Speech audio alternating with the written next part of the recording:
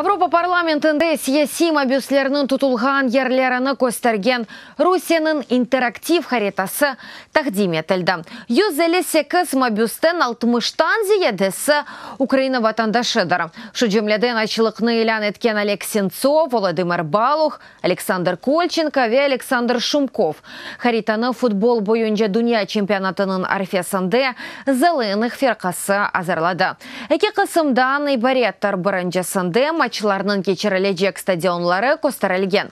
Ама алмаштырылғанның доғыру ойындан қайделерінің бозылуына кечірілмесі вақтында харитада саяси мобюслерінің тұтылған ерлері көстерілер.